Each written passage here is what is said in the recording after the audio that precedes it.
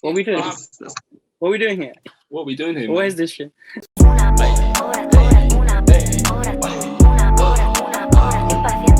So welcome back. It's Kilimanjaro podcast. I don't know what episode it is because we don't keep track. We've kind of done like 30 episodes at this point. Yeah. But we have a special guest today, and I'm gonna let you introduce yourself and everything. But one of the most renowned food bloggers, I believe. Stopping you. Take a bow. You're blushing and shit. Yeah. But yeah, no. Tell who you are. Tell the people who you are. So I'm Lila, and I'm from Salt and Shake. Yeah. And I run a little food blog on Instagram and also on TikTok. And God knows why I have that many followers. I don't know why. I just have them. But I'm here now. Yeah, what? Yeah, that's humble. That's humble. That's nice. That's what we want from everyone now, isn't it? Even if you've had like a lot of success, you have to be humble, otherwise you're gonna get knocked down. You get me? And, maybe we'll speak about some of that knocking down stuff later, because it's a very competitive and saturated industry, isn't it, out there with the food blogging? Yeah. We started going to like cafes and stuff, or like we're trying to go to cafes now to do podcasts at. We went to this one cafe called Chai and Spice. I don't know if you've heard of it. It's in Collindale. I have. I've heard good things about it. Yeah, and they basically just allow food bloggers of any size to go over there, just to like build up their like portfolio and stuff. And you realize how many people actually do food blogging once like everyone gets free stuff in it. It's like, okay, what free stuff just by like starting a little food blog, and then so was it like that for you, where you were like, okay, cool, like I just want to get some free food, so I'm going to start this food blogging thing? Or was it because you just love food? Like what was your explanation for starting it? Man, my whole ethos has changed so much over the last like 8 months. I don't know if you've seen some of my older posts, but I used to put recipes on. Restaurant stuff was not my thing. My bio literally used to be like stopping you from eating out. Like, okay. The whole point was like me encouraging people to cook at home. Don't go out. Don't spend your money, people. Exactly. So it's if I look back, I'm a bit. It's hypocritical as hell. It's but not, I used to as a person, in it, like you're not going to be the same person that you were a few years ago. Evolution, isn't it? Yeah. It's changed because like in lockdown we were just cooking bears. I mean, I always used to love cooking anyways. And then my friends were like, oh, just start posting it like on a different page, because I was posting everything on my personal account. Okay. And the aesthetics of my personal account started getting ruined. So I was like, like my personal. You know what I mean? So I made another account, and it was literally just for brands, like nothing deep, just posting stuff. There was no intention of like going viral or getting followers or getting any kind of free food. It was just a little hobby. Exactly. So I was just putting recipes. I was doing a lot of flat lays, and then slowly and gradually, like I started getting introduced to like the other people from the foodie community. And then I was like, wow, this is actually something that I wasn't even aware of, like this whole community that is there and supporting each other and just working with different brands and getting sent free products and stuff. And at the same time, then I started getting approached by brands. I still remember, like, I just wasn't getting any collabs, and I was like, let me just try DM like Reese's. I love Reese's, so I was like, hey guys, like would love to collaborate with you, like if you ever like are looking for people to work with. And I had like 500 followers, so obviously they saw my message and like never replied, like not even a double tap. They just left it, they aired me. Messaged Terry's as well, similarly. I love like Terry's chocolate orange, and they also aired. I feel like we're just going down the chocolate thing over here, but obviously understandable, like my content was just not suitable for them, fair enough. And then just like brand deals start coming up, and then it was just like still like recipes, nothing to do with restaurants. When I was in Birmingham, I never got any like restaurant invitations. Nobody liked my content that much. And then I made the move to London, which was last year in July, and I introduced myself to like a couple of like agencies. And some of the agencies that I had already worked with, I did tell them I'll be moving to London. So like, my address is going to change. So don't send anything to Birmingham, because sometimes you just get sent like PR products, right? And slowly through that, they started sending me invitations like, oh, would you like to do a restaurant review? Then from one restaurant review, it turned to 2 restaurant review, to 3 and 4. And then that number just started increasing so much that I just didn't have time to cook food anymore. Like, like it didn't make sense because you were getting invited out so much. Like, why would you waste your time, kind of thing? Exactly. You know, that's the goal, really, isn't it? Like, people want to be rich because they don't want to be doing things like cooking or like hoovering about the house and that. You know what I mean? And you started doing recipes. It makes so much sense to me because you were like, okay, cool. Like, while I'm trying to get my bread up and stuff, have this little job on the side, I need to do something else, you know? Yeah, exactly. So you just didn't want to be stuck in that cycle, which, like, obviously we can see that, you know? Yeah, no, I'm glad that came through because I mean, it was just the whole thing with Reels as well, isn't it? Like, oh, Reels is a big thing and Instagram's pushing Reels. And like, I commend people who post like recipe Reels because I've done a few and it takes time. It takes time. It takes a couple of breakdowns.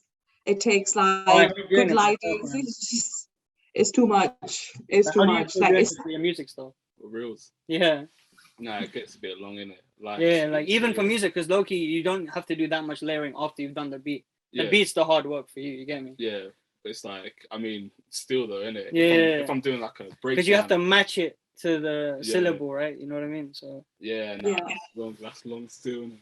And I can imagine yours because yours actually look aesthetic. Like mine, I'm trying hard for like half an hour and it still looks like dog shit. You know? No, I've realized every single post where I put the least amount of effort and in my eyes, I'm like, this is crap, it does well. Yeah. So definitely don't underestimate yourself because to you, it might look like crap, but everybody else will be like, wow, this is sick, this is amazing. Like, I still think my content is not the best. And I'm always like, people are fools. Like, why are they liking this so much? Oh, that's sick edit. And I'm like, this edit is not sick. Like, it's not. What are you saying? I'm telling you, it took me 2 seconds. That's like this for me. You get me? Like, you know what I mean? Yeah, but like, okay, so you spoke about a couple of things that I want to like pick up on. One is like, okay, you had hundreds of followers and you started reaching out to people, right? Like, just because you were like, okay, this might work. Why did you start doing that? 2 brands. Like, this was just 2 brands that I really wanted to work with. Oh, okay, cool. Those were just 2 instances where you were like, yeah. But did you like not message any like small restaurants, or did they kind of come to you first? So did you build your leverage before you did that, or did you go to them basically? Oh no, I had around, I think I started getting invitations at I'd say 12, 13K. And it's like, I feel like if I compare it to other food bloggers, like smaller food bloggers right now, who are at like 2,000, 3,000, they are getting the same collaborations that I was getting when I was in 13K. So I feel like I had to have a lot more followers at a point when I started getting invitations. Yeah. I think the thing is, there's so many emerging restaurants now that they have to bring the food bloggers to them so that a lot of people see their page, and that's the easiest way to do it on their behalf, which is why the whole influencer market's kicking off. Like, I'm in marketing, and over the last 3 years, I've seen the shift to social influencers way more. You know, and I think it's cheap as well, isn't it? You just got engaged, right? Sorry? You just got engaged, right? To some guy in marketing. Yeah, exactly. Right? Yeah, exactly. Yeah. So he must see the shifts as well, and like, because obviously you guys see the marketing shifts. Like, obviously you're building a page so you can see where the direction is going. You've met food bloggers, you can see where it's going. So I guess you pick up on all of those trends, right? You're like, okay, now I have the leverage because I've made it to this certain level. Yeah, no, 100%. Yeah, like, and obviously, like, people just get influenced by one another as well, right? Like, so you'll see like this trend of, for example, lists, top 3 brunches in London, blah blah blah blah blah, top 3 date spots in London, yada yada yada, and then like everybody like follows along and does the same thing because they're like, oh, it popped for X person, you know, it should pop for me as well. And it works. It does work. As long as obviously you're not copying someone else's work. But you learn a lot. I feel like you just look at other people's work and you learn quite a lot that way. Yeah. Do you feel like it's kind of a balance between pandering to these different trends versus doing your own stuff, or do you not really have a balance right now, or like how is it with the PR stuff? Oh, I have to very sadly admit that I don't have a balance there, because at one obviously point, with the recipes, that was your shit. You know what I mean? Like no one can touch me. This is the recipes. You stay at home, you save your peas until you can go. You get me? That's what you're telling your audience, right? Yeah. And it did change. I mean, I still obviously I try to show like prices, and then I always mention that if this place is really worth it money wise or not, if I would spend my money there. If I'm not comfortable spending my money there, I will let you know that I'm not comfortable spending money here. You maybe, but not me. And there's obviously certain meals like that are just worth the money, and I would say, yeah, this is actually worth the money, like, you know, for that one special occasion and all. So I do keep, like, I would say, like, the money element is still in my mind. And sometimes, like, when something's quite cheap, like, I'd always say, like, starting from XYZ. I mean, it's also a great hook, because, like, if you're like on the screen, and if I'm like on my explore page and something says that, oh, like price to start from £1, and I'm like, oh, instantly I'm like, oh, that's so cheap, let me go have a look. Like, so it's a you have to obviously have a balance of honesty and trying to like grab your audience's attention. And what you call it? Yeah, that's what I'd say. Yeah. No, and before, when you were going to restaurants yourself, you were spending the money, right, to go to the places. Yeah. Like, no one was giving you no PR invitations. Like, you had to spend the piece, and you had to pick the restaurants accordingly to make it a good experience for yourself, because that was your piece. No one else was backing you.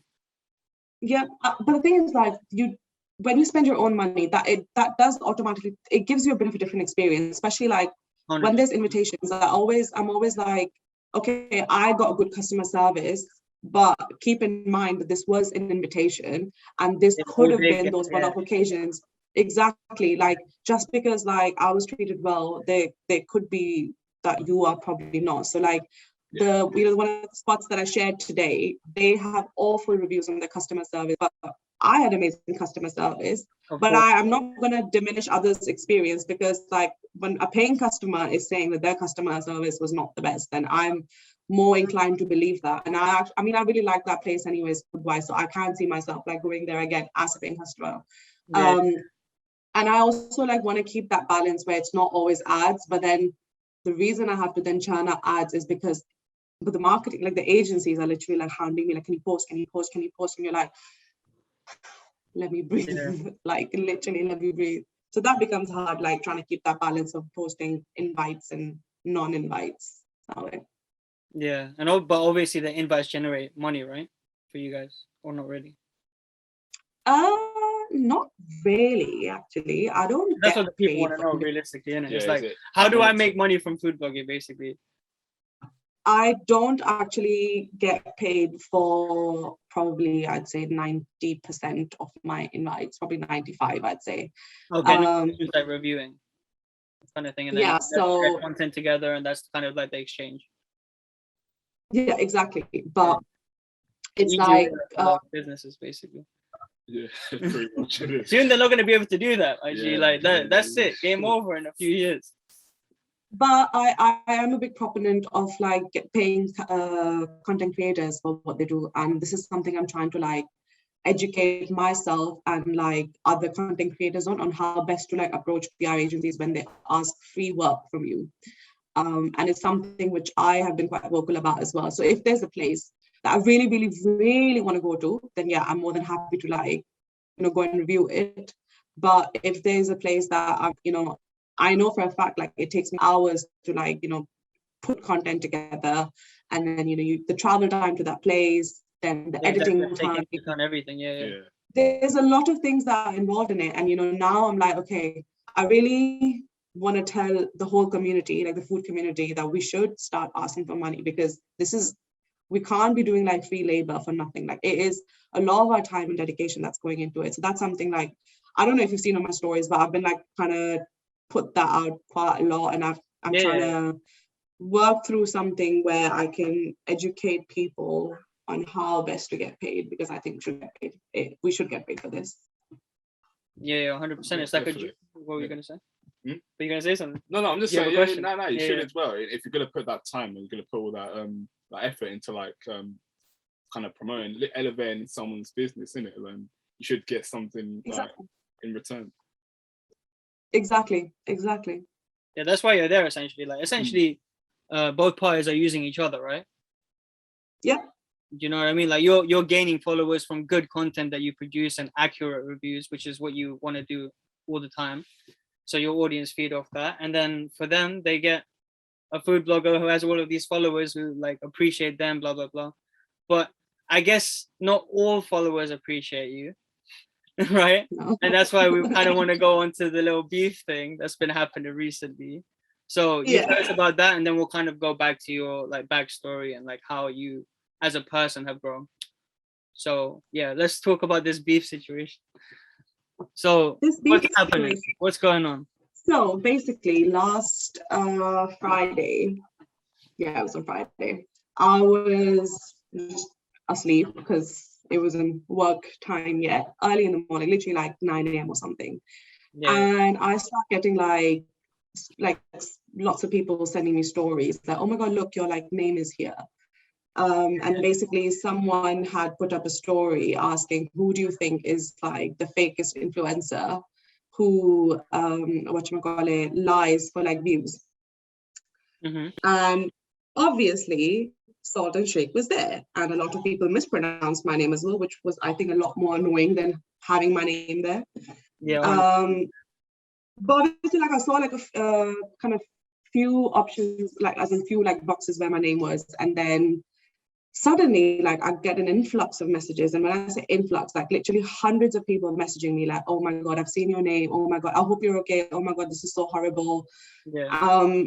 And it was almost like, it was very embarrassing. Like it was so embarrassing.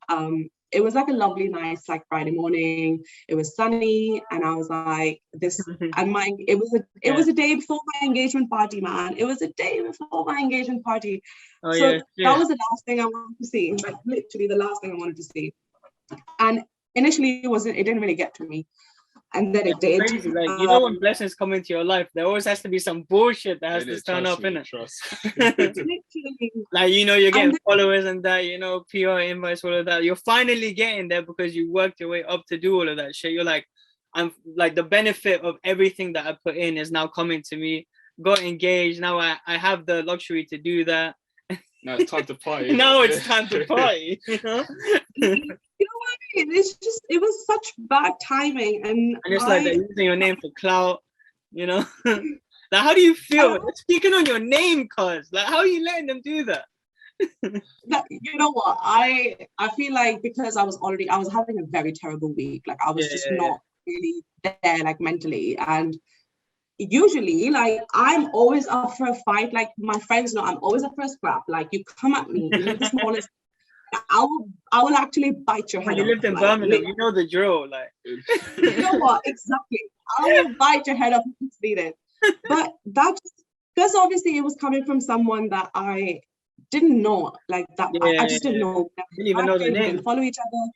No. Exactly. So it just so they took were me aback. Or something, innit? But what was worse was somebody messaged me saying, oh, I know their friend. And their friends told me that she's getting like her friends to basically put my name down, which obviously I was a bit like, okay, that's a bit mad. Like that means like people have a proper vendetta against me. Like this is actually deeper than like anything. Like this is a whole gang that like does not like Salt and Shake and thinks that I'm fake and I'm buying followers and paying for like views. And it was obviously disheartening because, you know, I don't want people, I can't control what people think, but at the end of the day, like one thing I would say, I am not a fake person.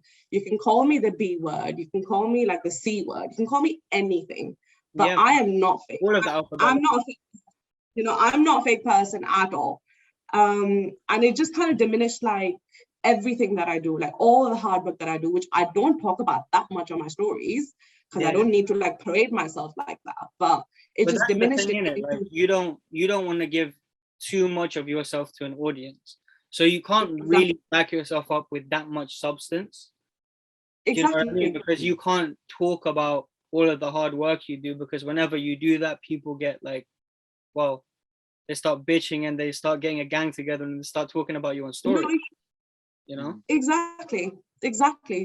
And I feel like I can give like maybe like a certain impression, and that's fine. Everybody gets impression. Like one of my really like dear friend from like the food blogging community, I met her like last month, and she literally said to me, she was like, I'm not gonna lie, I used to think you were like really mean. And I was like, okay. And she was like, I'm so surprised, you have such a warm heart. And I was like, okay, it's just the accent, that's what it is. Yeah. I'm glad that you feel that way, but it got me a bit worried. I was like, okay, so many people would be thinking this way, but I mean, I don't care. Like, think what you want to think, right? But I just don't call me fake. Like, I'm not a fake person, and I don't buy followers. Like, that's because if I had to buy followers, like, I would fucks up your account, innit? I'd get like 1 million followers. Like, I wouldn't get like 10K followers, please. Then I'd like, if I want to get followers, I'll get followers. I can't believe I want to buy them. But I want to get I'll get followers, not just followers. What is bloody 10K and stuff? Like, I'm not getting like crappy numbers for like all of that. Like, if I want to get them, I'll get them properly. But yeah, that was just very very instead of like, you know, trying to defend yourself like that, why do you think people think you're fake? Like, can you see a way why people could perceive what you put out there as fake? So I think one thing that probably comes up quite often is the fact that I'm not loud when it comes to like giving my reviews. Like, if something I don't like, I just don't talk about it. I'm not going to share it at all. I just directly. Yeah. So everyone's like, oh, how could you always have a positive experience? Well, it's my page, and I choose to put out just the places where I'm comfortable spending money at, and I would like my audience to go to. I don't put out negative reviews. Maybe that's something I need to change. I don't know. Like, I'm not sure. But if I go somewhere and I don't like it, it's just not going to feature anywhere. Like, until and unless like it's completely atrocious. Like, there was a restaurant where I had a really terrible experience and I had food poisoning. I think stuff like that needs to be called out. Yeah. And then one of this bars that I went to, I had really, really terrible like racist experience there. I called them out. Like, I feel like it has to be really, really deep for me to like it has to be just really deep. If you come first, you'll buy your head off. He doesn't want to go any for 2 days. You get me? Like, you have to be like a special kind of like restaurant / bar / whatever place for me to come for you. Like, otherwise, I just don't see, like, I'm not going to waste my energy. Like, plus food is such a subjective thing. Like, something that I like, you may not like, and something that you like, I may not like. So, you know, I know a lot of people say that, oh, so-and-so food blogger lied. I had a bad experience. This person said that they liked it, so they're lying. I don't like that mentality at all, because again, it's a very subjective thing. And maybe there are some people who are doing it for the clout, but you don't know. And, you know, you can't speak on behalf of everybody. So I think that, that negative review element thing, because I don't put out like bad reviews. I just put out reviews for places that I like. And if I haven't liked it, it's not going to feature. That's one thing. And probably like, I'd say the second thing, I do think it stems from a little bit of jealousy. Like, I'm very uncomfortable saying that as well. I don't ever want to say that, oh, people are jealous of me. Yeah, but like, sometimes it's just fact though, you know? But, you know, I did grow very quickly. Like, I went from, I'd say probably 20K to like 40, 50K. Like, I got like 30,000 followers from just one video that went viral. What was the video? So it is, it's the video of me like eating food, and it's like the sound to it is, I can't remember. It's like I'm just really hungry or something like that. I can't remember right now. But it's like a compilation of like lots of different videos of me eating and different like foods. And that got like 24 million views. Now you can imagine 24 million people watched it. 24 million, okay. He was like, oh, 4? You know, it's 24. 24 million. And you know, when that was happening, I was getting so much anxiety, because I was like, wow, like so many people are seeing this. Really, now. Yeah. It was a lot. And I was getting so many followers, like literally 1,000 per hour, like 1,000 per hour. And I was actually messaging my friends at the time. I was like, God, like people are going to think I'm buying fake followers. And wow, it came out, it actually became true. But I genuinely thought like, because the rapidity by which it was just growing and it was just increasing. And obviously like, a lot of people who've had videos go viral know this for a fact, that as soon as a video hits like 1 million, your follower count just goes like up like rapidly. And that's exactly what happened with me. That was nothing in my control.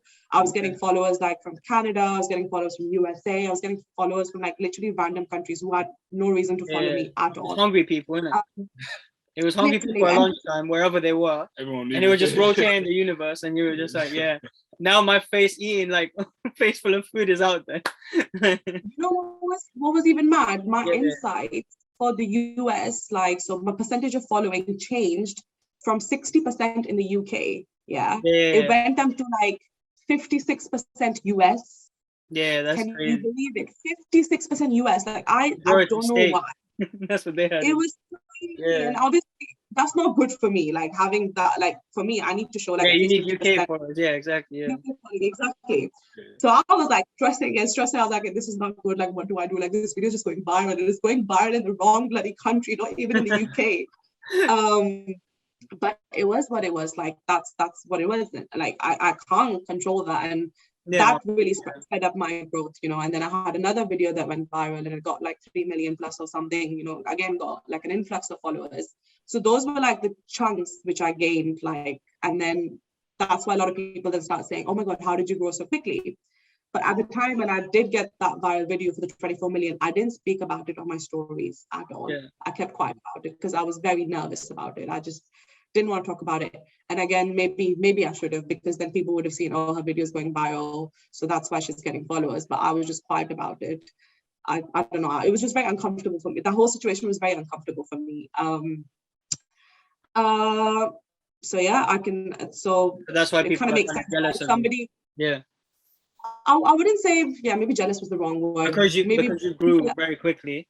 Like the people who do stuff consistently, again and again, go to different restaurants, spend their money like you, and haven't been getting that uplift that you had. They're probably looking at you like, oh, this big, you know what I mean? Like, why? Like, why her and not me? Like, I've been doing this for ages. I spent £2,348 on 27 different restaurants in the past year. Do you know what I mean? Like, there's probably like Sandra like that who's there, like complaining about her life, and she's like, Salt and Shake is such a, you know what I mean? Exactly. And that's probably the what you get, right? Like, I don't know if you can see the username of the person who started the beef, but no, I don't want to. I'm joking. I would never do that. I wish her, like, honestly, I wish her success, and I genuinely wish, like, just maybe she can just be a little bit more like sensitive to like people's feelings. Like, that's all I can say for now. Like, I don't have anything against her, for her. I feel quite indifferent, if anything. You don't know her. Like, exactly. It comes from someone who you know and you respect, and then she's like dogging on you, then you might have to like pull a bitch out, you know? No, but you know, her content is actually like, it's so different. It's very refreshing to see. Like, I have to admit, her content is just so different from what you see, and it is very refreshing in the foodie community to see someone like make content like that. So, you know, good on her. And, you know, that's exactly why she's also successful on her platforms, like the way she is. But I just don't, and that's why, like, I just don't see a reason why you should, like, you'd find joy in putting other people down. Like, that's why, like, I don't find joy in putting other people down. And that was just a bit baffling to me. But, you know, I have nothing really bad to say, anything. I don't, like, honestly, if I had to, I would not hold back.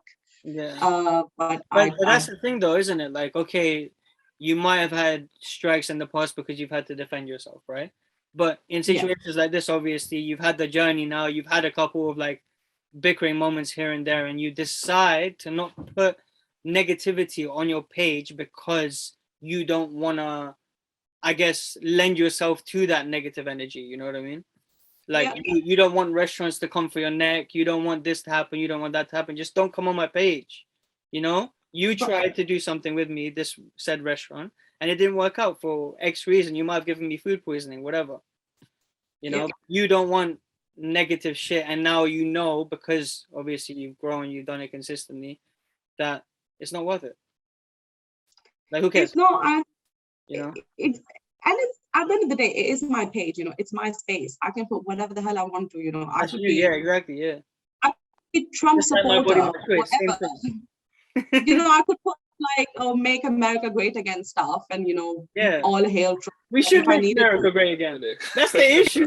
That's what people don't realize. I've been trying for ages. I need to go to the US Embassy and get my passport. Let's go, Brandon. Can I please clarify? I'm not a Trump supporter, but it was just like an analogy. I just wanted to clarify. I don't support Trump at all. You see how aware she is? She's like, wait, hold on. I have 5 few followers right now. Like, I don't want to. I just needed to give that disclaimer. Like, I'm not right wing. If let's say. Yeah. Oh yeah. By the way, we showed your page to one of our guys, Malik, and we showed him the Molly May video that you did. You know how you kind of referenced her at the beginning, and if you watch the video, maybe later on, like our boy Malik just kind of dogs on her. So like, what do you think about Molly May and the whole 24-hour situation? And obviously, for yourself. So I guess speak on that a little bit. What do you think about working hard consistently? Do you agree with obviously like hard work obviously does pay off. Like, you can't say the hard work, like, you get your fruits for it. Some people get it earlier, some people get it later. It's just an element of luck and privilege is involved in that. Yeah. And I mean, I'm just giving you a small example. Yeah, please. That's all at uni, when I wanted to do a placement, and I did politics at uni, and I wanted to go into like the world of like UNICEF and USAID and stuff like that. That's why you brought up the Make America Great Again thing. I get it. It's deep rooted. It's always something to build up to it. But yeah. So yeah, I was looking at like internships like for my placement year in the UN, and all of them basically they were unpaid. And unpaid in a city like, Zurich, which is bloody expensive, and in a place like somewhere in Brussels, again, very expensive place. And I was just thinking like that I couldn't afford it, so I didn't even apply. Like I knew that my parents wouldn't like pay that much money for me to do an internship. Like, it just doesn't make sense at all, because then they had to pay like for my living expenses and everything, and it would have been quite a lot. So there was like absolutely no point, so I just didn't apply for it. And I knew a lot of people like in my year who came from like much wealthier families who were very, very rich. They applied for it and they got it because they could, they could afford it. They had that makes me think that all these like organizations where you kind of have to work for free to get the experience, so you could do what you want to do. But if you're not from like a well-off background, you won't need be able that to money. do it. You need that package. Exactly. Yeah. Exactly. So then you continuously see like the only people that you'll actually see in those roles, majority of the times, are people from well-off backgrounds.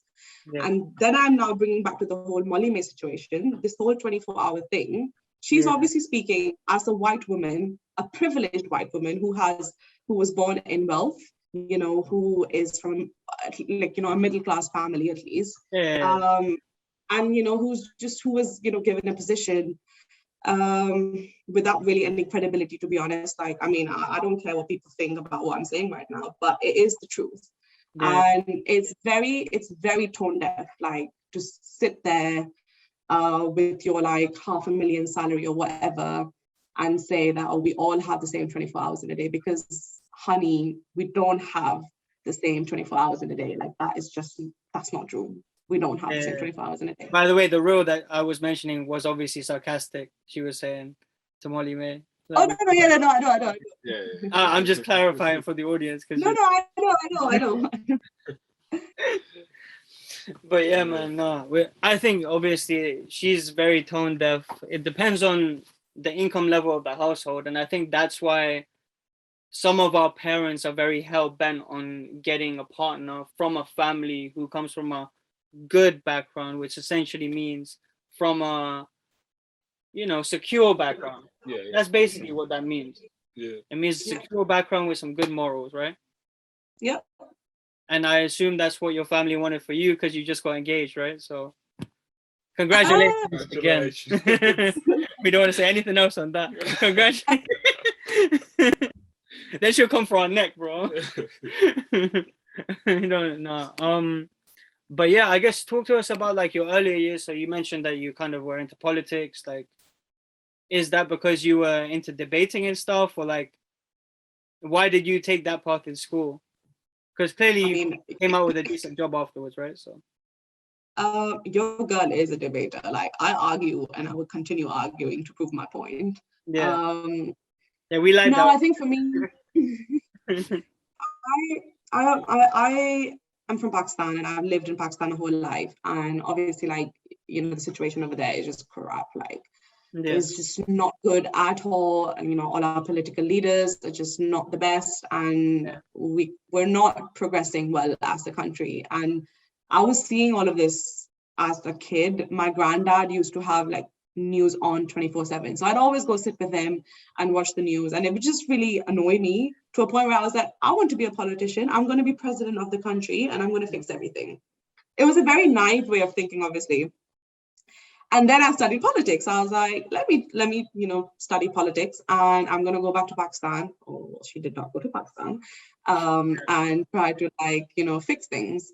And the more I started studying politics, you know, the more it really enlightened me to a lot of corruption that exists in the world.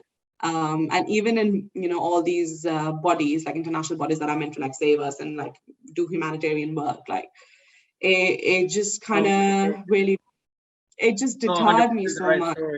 It's just like McDonald's does all these pledges for charities and that, but do you think 100% goes? Well, any charity, man. Any charity, innit? Yeah, that's what I'm saying. You just never know. And I have to admit, I also started getting scared of the fact that what if, like, I don't know, at the time, one of our ex-prime minister's son, who had studied in the UK, a lot of his like partying pictures got leaked and stuff. And that I was like, crap, like, what if like people share my party pictures in Pakistan and like they're like, oh my god, like look at her and this, you know, just something very stupid. But I think we all have that in it, because like we've all seen movies, so we all see the repercussions of you being like, I guess gaslit, is that the word? Gaslit, I mean, I don't know what the word is. Who knows the terms these days? I don't give a fuck. But you know, you don't want to be exposed, basically. Exactly, but it wasn't even like exposed as such. But you know, like Pakistani culture is just very, you know, it's conservative, and you know, I was at the end of the day, I was in UK, like living my life and doing my thing, and not being. No, you want to be halal, obviously, innit? Come on, like. So I was scared. I was like, I don't want to be famous. I don't want to be a politician. I'm not doing any of that stuff at all. Like, that's just not happening. Yeah. And then when I was applying for jobs, I couldn't get anything at all because I needed a visa and the whole Brexit thing happened. So they were like, everybody was basically cutting down on jobs. Yeah. And I ended up working in the corporate world, which it was horrible. Like my first 3 years in audit was disgusting. I did not like it. I'm at another Big Four now. Sorry? Are you still in the corporate world now? I am indeed. It is a lot more fun than what it was before. But my eventual goal is actually still to come out of the corporate world. As soon as my passports get sorted, which is hopefully September 2022, when I can finally start my like British citizenship process, because that just makes it very easy for me to like apply for jobs. And at the moment on a Pakistani passport, it's just very hard. I can imagine. I want to come out of like the corporate world and basically do exactly what I kind of wanted to do before, work more in the humanitarian space, and the development space. Like that's what I want to do, and also keep my food blogging on the side. Okay, so you want to keep those two things going, and obviously you've been doing that for a while. But is there a part of you that's like, okay, I could kind of quit this now, or not really? As in quit my job to take food blogging full time. Like put more energy into like the business side of the food blogging stuff, or like down the line. Obviously not now, because you're trying to save that bread. We're all in COVID right now, isn't it? But I'm saying afterwards, we have plans to do just that kind of thing and then build businesses from that. You don't have to talk about your plans if you don't want to. No. I mean, I'm just.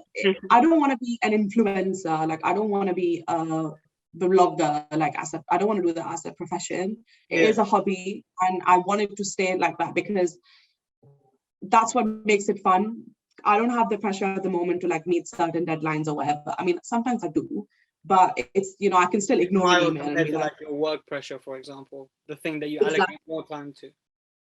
Exactly. And personally, obviously, I do have, maybe it's an Asian mentality over here. I am a chartered accountant, and, you know, I'm a politics graduate. I'm always like, I didn't study all of this for nothing. Like, I'm not going to just take up food blogging. And good on people who actually do that. That's fine. You know, that is for them. But the influencer life is not for me. It's not for me. It's too much. I don't like it like that. Yeah, the reason why I asked anyways is because obviously I'm in the corporate world too right now, obviously in marketing, and I have goals for my career still. So I'm kind of clutching onto like these two different things that I'm trying to do. Yeah. Like I'm trying to do like writing and this on the side, as well as, you know, everyone has all of these like different things that they want to do, because in their head from back then, they're like, oh, you need multiple streams of income. Right. No, so you know, that's true. We're all trying to fulfill that goal in our heads because we know that's kind of the thing we should do, as well as investing, as well as reading about cryptocurrency, as well as looking at all of these wars that's about to distract getting you. Those NFTs. Getting those NFTs. You get me? Like, there's all of this bullshit, but as you said, like you have two prime projects that you're focusing on. One is the food stuff that you enjoy. That's kind of like your passion project. You have the job, which is obviously fulfilling your career goals. Might be making the family happy as well, which is like kind of a bonus, because that's kind of how I see it right now. It's like I want to be a manager where I'm at, but I also need to like kind of put hours after work into this. And that's the stuff that most people don't talk about. And that's probably what you don't talk about on your page enough, is the fact that it's hard to manage all of this content that you have aside from your job. It is very long. Do you manage everything, or do you like give like certain tasks to different people? No, I do everything on my own. Everything. I mean, there have been times. Bro, her reels are insane. Like camera angle. I'm a control freak. Like I can't like let anyone like do something that I'm putting out as my own. And a lot of people have literally told me like, why don't you get like other people to help you? Like some of my friends literally like two of my besties who are also content creators. Sometimes they've been like, Lila, just sit down. We'll go and do this for you. And I'm like, no. I want to do it my way, with my vision. So yeah, all of the stuff like managing my account, replying to emails and DMs, like I do that all alone by myself. Everything. So like, I don't know, some people should give you a little bit of credit instead of like, I guess, calling you fake and shit. No, but it goes without saying, isn't it? It goes with the territory. Nah, it's that thing, is it? I forgot what episode we were talking about where where basically we're talking about how like people aren't gonna see the work behind like say so and shape. They're not gonna see like the hours that you put in, or like they don't care. Yeah, exactly. No one cares about that shit. Oh, you struggled. Okay, cool. Everyone struggled. Nah, it's because they're just gonna be looking at the result. Result of all those. They're gonna be looking at all the reels in that, but they're not gonna know like the work behind those reels, or like all the effort that you did to actually making them look this way, and that all like promote your work around. I mean, you know, it's fine. I don't feel like I need people to know about this as well, like, because for me, the most important thing is like, you know, when my friends actually like tell me you're like the best blogger that I know, it makes my day. It actually makes my day, because I'm like, I'm not validation in it that you get from anyone. Like it feels good. Like we can't, like, we're human beings. Like stop acting like you don't like being told, oh, you did sick in this today, or oh yeah, the goal that you scored today was good, or whatever it is.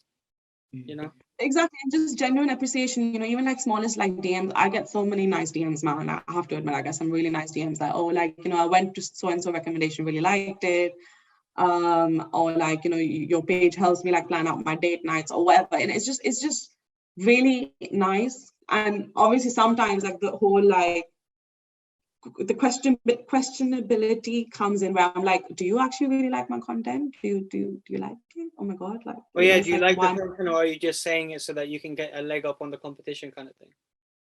Yeah, could be anything, but this is not from content creators. This is basically just like people like who just follow my page and have gone to stuff.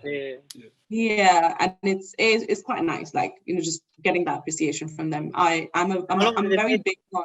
Yeah. How long did it take for you to get comments in the first place? To get comments in the first place? Ooh. Any sort. Like any sort of feedback, because that's probably why you appreciate it, right? Feedback wise, I'd probably say in the last probably like 5-6 months, I feel like that's when my page has been recognized a lot more, and that's why a lot of people, you know, they've come across my page and then they message me if they've gone somewhere that I've been. And a lot of times, like, it gets hard work, but people will literally message me, and I've had this when someone's been like, okay, we're dropping off the kids so and so and so, and we have in literally like from 12 p.m. to 2 p.m. and we want somewhere that's like near XYZ place, has parking, does halal food, doesn't do that much seafood, and is like a certain kind of vibe. This is the budget. Can you please like arrange my date? And I'm like, you got maybe like, for that shit, G. You know what I mean? Like, you should start a whole service just for that. Because you know what? They've given you a great idea, and you could use it to your advantage. Seriously, man. Would that not be a sick idea? Just plan people's shit, and they pay you like what, £20 to do that or some shit? 40, yeah, at least 40. I literally do all of that, like, because I'm like, okay, this person trusted me, so that message and stuff would make me smile, and I'm like, oh, like they thought that I could plan their day. Let me just plan their day, and I get quite excited about it. But now, obviously, like when it's hundreds of DMs, and I'm there like, oh my god, what do I do? This is too much. Like, people. I'm trying to build up my karma, but at the same time, 100 messages is too much. Like, I can't. There's no way.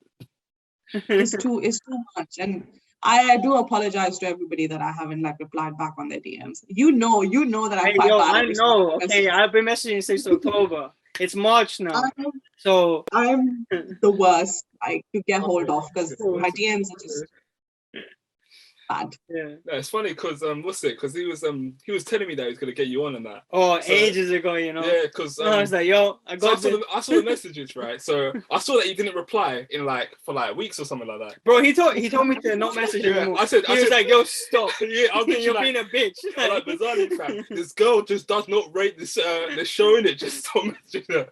No. It's genuinely not that. It was just, it's always so many DMs, and I get anxious, like, where I'm like, oh my god, I've got a DM to reply to. Oh my god, like, that's from your perspective, it might be that, but for CJ, like, yo, let me just talk about podcasting for a little bit, yeah. So to schedule guests and all of that stuff, and to line up guests that like will elevate your content, right? Not just people who like kind of talk about waffle. Yeah. Like, just talk about like what they did today, that kind of shit. Like, we don't want to talk about that too much. We want to talk about people who elevate our content. And those people are hard to get on the podcast because they're already creating content that's trying to elevate their content. Yeah. So essentially, we're trying to like build up and like plot our way up slowly. And when we try and plot our way nicely, we always get guests who drop out.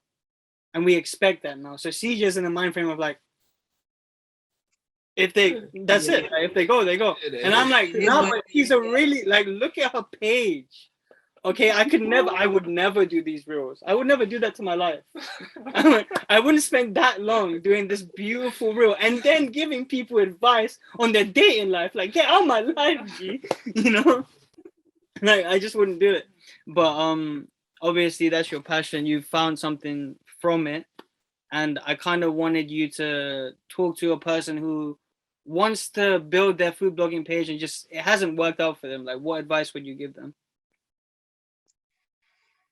I genuinely, so one thing that used to wind me up a lot was just taking it personally. Oh, my reel hasn't hit so-and-so views. Oh, my post didn't get like that many likes. Or so-and-so didn't engage with me. Just don't think about those things. Like, literally don't think about that at all. Just focus on doing what you're doing, and take inspiration from others' work, learn from them and see what you can do with that inspiration and how you can make it your own. Because when you do something that's your own, it automatically will stand out.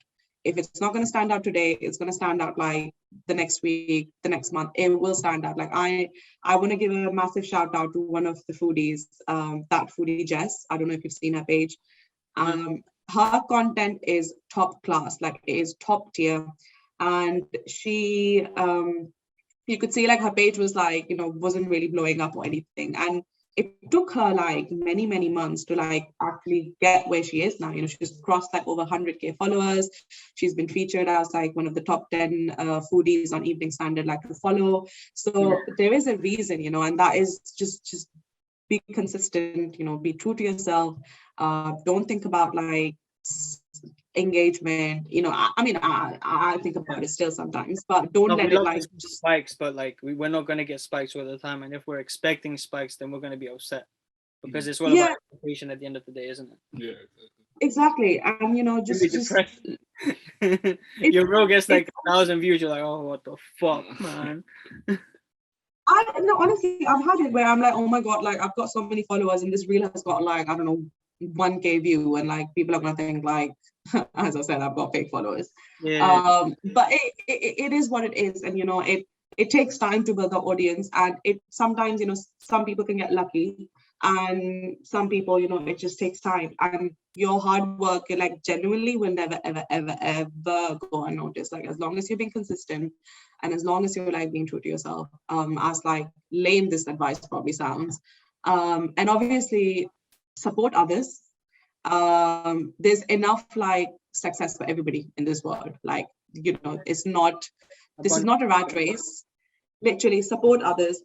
This is one thing I've seen in the foodie community. Like everybody is so supportive, and everybody cheers on everyone, and everyone's like, oh, like look, so and so shared this, or look, so and so did that. And sometimes like foodies, it's very adorable when like they share it on their close friends that, oh, like I did this paid collab, like would appreciate like your help, and everyone's gonna like come through and like start sharing that post and start commenting and engaging on it, to show that support, and it's really nice to sort of build that relationship with everybody else and support them as well.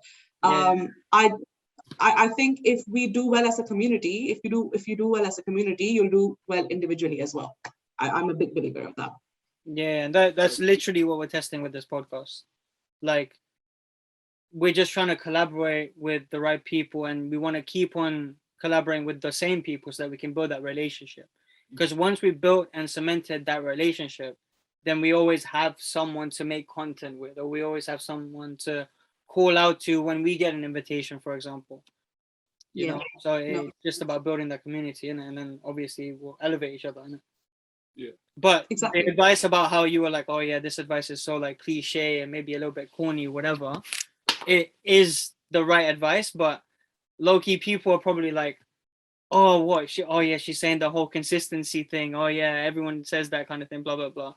But it's the advice we don't want to hear, because we just want to be lazy, innit? Yeah, you want the we want the no, there's a shortcut, and we have it for you if you go to this YouTube video for 2 minutes or something like that.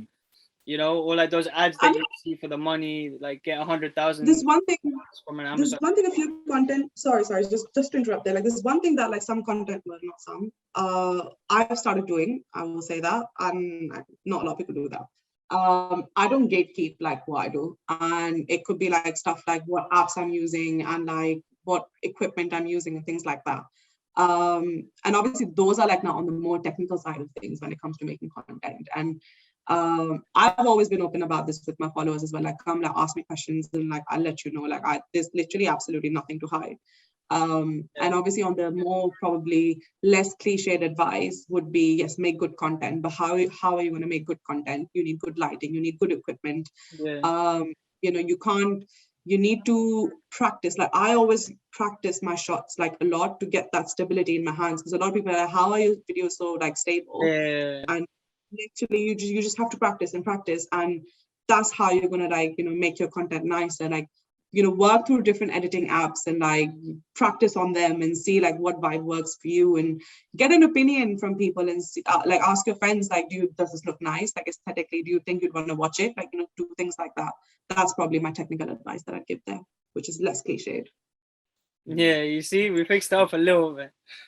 But no, but that's honestly the advice. Yeah. Like that's what you have to say. Like if you want to be successful, you're gonna have to think about all of these other aspects around it. Exactly. Do you have any further questions before we close out? Any further questions? That's me trying to think. That's my thinking face. Yeah. When did you actually start the? When did you? When did you start? Because you're talking about how you like 5 months ago. That's when you started gaining traction. Yeah. But when did you actually start the whole page? I started my page on 420. But 2 years ago. You must have been hungry that day, huh? I was hungry that day. You're like, what? Yeah, I'm gonna go 5 restaurants today, fam. Like, yeah, I started my page on 420. But 2 years ago. So it's gonna be 2 years on the 20th of April, like next month. That's cool. Yeah, long time, I think. Yeah, that's quick. And yeah, if you want to grow quickly, I guess like every one of our guests has said, like it's all about consistency. And we're all kind of hoping for that one video to pop off. But you have to take into account the elements that she said in order to do that. But yeah, I guess this has been Kilimanjaro podcast, hasn't it, CJ? Yeah, it's been Kilimanjaro podcast. Yeah, that was insightful. I think a lot of people in the food blogging community will appreciate it. Do you want to give any shout outs or anything that you're doing, or just say your Instagram? No, honestly, firstly, just thank you so much for having me. I was quite nervous, I have to admit, but it's been like a fantastic first podcast experience for me as well. And I can't wait for like people to listen to this as well. And I mean,